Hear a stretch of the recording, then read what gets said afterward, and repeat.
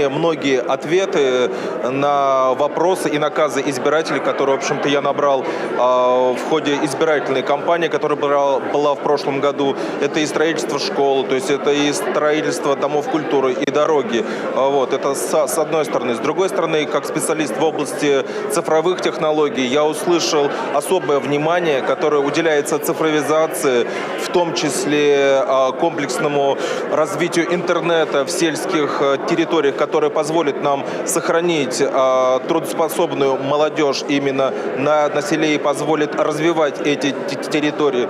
Ну и, конечно же, в целом достаточно масштабные задачи поставлены. Я считаю, что Чувашия стоит перед большим прыжком, и здесь понадобится консолидация всех различных специалистов. Я думаю, что все у нас получится.